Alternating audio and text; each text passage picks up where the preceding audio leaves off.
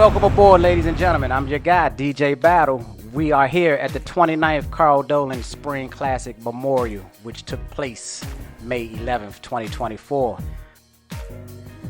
As I said before, I'm your guy, DJ Battle. I got my man, DJ Brew, here with us today. What's up? What's up, everybody? What's up, everybody? He's the proven racer on this video that will be walking me through my pros, cons, and everything indifferent.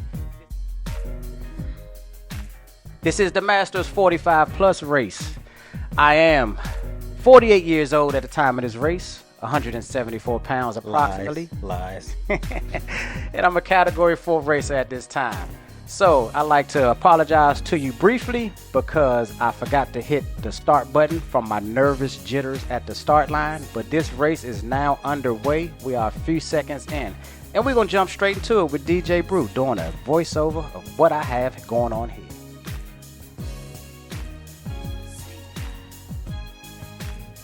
All right, so we're sitting in. He's in a nice spot. This is the downhill. This is the one turn on the course. It's the only thing that makes this course technical is the one turn. The one turn that I have to get right. Trying to show you guys a portion of a full lap on this video. I didn't have it for time purposes. I didn't want to show you a whole lap because the lap was a little bit long. And this portion is still downhill at this point, and it's getting ready to lead into the one climb on the course, leads to back to the start finish. That's correct. For my level and my fitness, DJ, I thought this climb was pretty interesting at race pace. And here I am at the front of the race where I probably should not be. And I'm about to do something here, ride this wheel of this guy here that hit a little stinger up this hill. 800 watts, as you see. DJ, should I be right here right now? Nope. This is, unless you plan on slip climbing, this is a perfect climb for that. Where if you're starting off at the front and you realize I'm too far forward, it's easy on this climb to just kind of ride back within yourself, slip back into the field. But right here, it's a deceptive climb because even at the top, it's still a false flat. And it seems like every year this section's always a headwind too. So even when you're not going uphill, it feels like you're still going uphill. And you could tell the rest of the field is just sitting on you guys' wheel, just waiting for y'all to die. They are definitely sitting on our wheels as we just crossed the start finish line right here. And I'm having a tug of war with myself like, Battle, why did I just do that? And then I find myself as the first bike. So now I'm about to just ease up and kind of wait and make everyone pass me. I believe you or Bahati taught me in the past that when I'm allowing bikes to pass me, just count the bikes and understand how far I drift back. Thank you for that, DJ. Yep.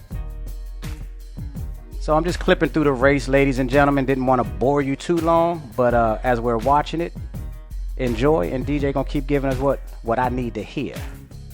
And so we're back at this downhill turn, and I know at this point it looks like Battle's too far back, but the way this course is and how fast this downhill is and how long the actual climb is, he's still in a good spot. Like right here, it looks like he's too far back, but when you take into account all the guys that are gonna die off the front, like it's not too far back. I appreciate that. Good point, because I was having a tug of war within my brain of where should I sit within that bottom of that hill climb. And as of right here, I can still see the front. Yep. And I'm asking myself, I know it's going to bunch up, or I'm gambling that it's going to bunch up as we get into the start of that climb. And it did for most of the laps, I think, except for the last lap. And even from right here, like if you were truly like right on the wheel or tucked in, you could basically coast that whole downhill portion where you're getting a really good recovery. Yeah, thank you for that. I did actually experience that a few times. Here we are again in lap 3 out of 8 laps, going back past the start-finish line. And I'm feeling pretty good right here, DJ, in my legs. I see my heart rate is up to approximately 160. I can operate pretty good at 160. I get in trouble over 170. Yeah, and honestly, for this course, like if you're not a guy that likes to ride off the front of the race, I see no problem with you sitting right here, because I mean this is like an easy course to float on, and just kind of sit at the back and buy your time, because not too many people go off the front of this race and actually hold it, especially if they're a solo rider. Like, you probably would need a group of 5 or 6 very committed guys to stay off the front of this race. Okay, good point there. I definitely like this course. I think this is my, I want to say 3rd or 4th time doing this course. I don't race that much coming back off of an injury, but testing the waters, trying to get my nerves and work through my post-traumatic stress of crashing. I actually like this course right here, DJ, and you won this course almost every time you've been on it since I've known you. Yeah, the Masters 35, 45 plus race, I think I've won the last 3 years in a row. I've also won the Cat 1 version of the same race, so yeah, I've won it quite a few times in the sprint every year, but every sprint that I've done on this course has been completely different. Every sprint completely different. That's a good nugget. As you see, we pushing here 35 plus miles an hour, and my watts is basically dropping down to next to 0 because I'm coasting. I think that's what you were mentioning from earlier. Right here, you can just coast. And coast all the way to the start of that climb. And look at the group where you see they're all spread out all the way across the road, which shows you that there isn't much speed, or no one's really driving it at this point. And I don't know if I like this part of racing. Well, of course I like it, but I don't know if this is good for me, or does this actually hurt me because I lose my momentum and then I have to get my cadence and my watts up. But I do like the recovery portion of that coasting. Yeah, see, that's why I kind of mentioned the slip climbing. Like, if you were at the front, you could ride it at your own pace and let it be slower than the field and let them come around you. Okay. Slip climbing. I believe you told me that before too when I was at Cat 5. I think you called it sag climbing. Sag climbing, slip climbing, yep. Yeah, same thing? Yep. All right, we'll keep that in my toolbox, and I'm giving that free to you viewers of this one here. Here we are, 5 laps into 8 as my display shows it, but it was actually 9 laps. In this part of the course, as we bent the turn to the right, it was kind of deceiving to me too. It felt like a little puncher. It is. This part is actually still a false flat. Okay. Like you don't, there's a small portion where it's actually flat, but then a lot of it really is like a false flat climb all the way till you get back to that downhill before the only turn on the course. Gotcha. Back to this famous one-turner here. I think I was handling the turn pretty well. This is one of my buddies, Sean, in front of me. I trust his will.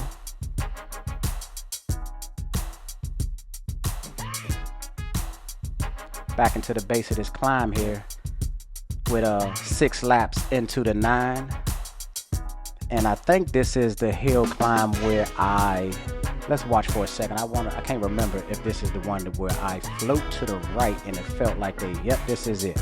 So right here, it felt like they just didn't do much, and it was so easy for me to go up this climb, and I don't know if it's a knucklehead move on my behalf, but I ended up on the front again. I'm like, why am I here? Got too excited. That's almost where you want to take the time to enjoy that recovery. It's like, all right, well, I'm just going to match the speed of the group. Look at this nonsense here, DJ. Why am I here? If you were the type of a breakaway rider, that would have been the perfect slingshot to actually attack, because you guys are still going uphill at this point. Still going uphill. So you could have, if you were coming from the back with that kind of momentum, I should have attacked. You're talking about getting 6 or 7 bike links on guys like instantly. And now here we go again. Start finish line. I know I shouldn't be here, but man, I can't go back at the start finish line. I know, you excited. You got the crowd is there. You can't be going through the start finish line going backwards. I could have sworn somebody yelled my name. Battle. Yep. Hey, but nobody took a picture of me. Jeez. And here I am behind the pace car. Man, I am kicking myself in the butt right here. I'm like, all right, come on, guys. I dropped down to 100 and something watts. Let everybody come back around me again. Heart rate still manageable. I'm at 166 beats per minute. Brought my cadence down into the 90s. I'm basically chilling right here, and I'm just waiting for any over-the-top attack to come. And here they go. And see, at this point, for me being a sprinter, like if like you've been on DC Velo, I'm looking for all these DC Velo jerseys coming past, and now I'm jumping on the wheels of my teammates. Like we just had 3 or 4 DC Velo riders go past you, but you're kind of letting them still go up, and instead of getting on their wheel, like you let them go past you and then lost the wheel. So now you're kind of like back in the field, and it's not a bad position, but being that it's coming down to like the end of the race, this is where I start to focus on let me find my guys, and we can start like actually getting some organization going on. Great pointer. I'm definitely gonna put that down in my nugget box. Find my teammates towards the end of the race, and we are definitely, I believe, 2 laps out to go. Pace is moving a little faster here, 37 miles an hour going down. I'm working on pedaling as lightly as I can. My heart rate is sweet. I'm at 155, 156. Back into the climb. And especially on portions like this, if you have teammates and you know you're on their wheel, this is where you can manage their effort. Like, all right, guys, we don't have to don't pull so hard. You know, we're all together. Let's just stay together, because the race is not going to break up at this point, but we want to stay organized. Appreciate that information. I believe we are at 1 to go on my counter. Somehow I may have got that wrong, but I believe it's actually 2 to go. And let's see what we have here, DJ. I'm still here, still happy. Yeah, this looks like we're coming down the bell lap. Yep, coming up 1 to go now. As we cross the start-finish line here, everybody kind of reshuffled the deck, and everybody started to look around. And now I know it's go time, trying to set up for how can I get the best finish that I can possibly get. And you'll see soon what's about to happen. Spoiler, I do finish the race. And so you got 2 teammates there. Yeah, I got Cam here and Eric here in front of me. And I'm trying to tell Cam to get out of the gutter, which he did. Yeah. And I felt like I got pinched in this whole lap, DJ. I felt like I got pinched in on this right curb right here. Yeah, see, everyone wants that inside line because it's protected. But then you run the risk of you really are right in the gutter at that point. I felt like I had energy to move up and power to move up, but I had no space to move up. Yep. And this is where being with teammates and having that organization really comes into play. Got you. We passed a lap rider from another race there. You see my heart rate is down. Physically, I'm ready to do this last lap. And where you are, this is still not a bad spot. Okay. I know it doesn't. It don't feel like it at the moment. Yeah. But this downhill is so fast. Like, the people that come from the back are normally the ones to win, because they're using so much. They have so much momentum going into the base of the climb. The people that start to sprint at the front are the ones that die. Okay. And you basically are just kind of surfing wheels all the way up. Yep. And I'm going into the base of this climb at 40, but you're only doing you were at 240 watts. Right. I have to ask you this. This was my mental I had a tug of war with my brain, because I felt like with my lack of experience, I didn't think I could get up there. And I'm working right now. We at 600, 700 plus watts, and I feel like they're already getting away. 800 plus watts, and I got people dying in front of me, blowing up per se. And mentally, DJ, I kind of just checked out and shut it down. Yeah, see, and that's on this course. Keep fighting. Yeah, you're not out of it until you're out of it. And, later on in the day, I won the 35 plus. Yep. But it was almost like, for a second, I thought I got swarmed, but I just kept surfing wheels and watching people die in front of me, and it was like, And here we are, passing the start-finish line, and I literally shut it down seconds ago. I'm going to reach down right here for my water bottle, and I'm kicking myself in the rear end right now, because I probably could have placed much better than what I did, but that comes with the learning curve and the experience.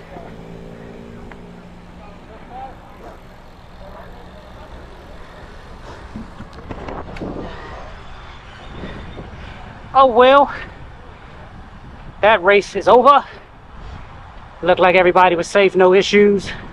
Rubber side down, as they say. Welcome back, battle. Thanks for checking in, y'all. Catch you later.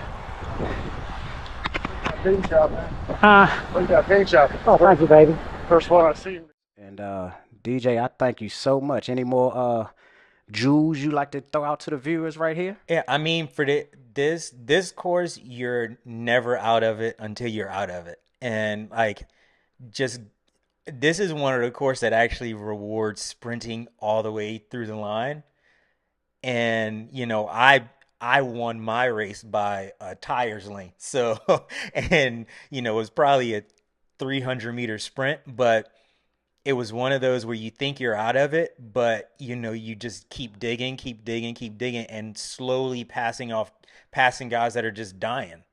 And you'd be surprised, like, you probably, if you hadn't have shut it down as early as you did and just stayed seated and grinded it out, easy top 10. Easy. Like, if you had have actually like timed it, which this course is all about timing.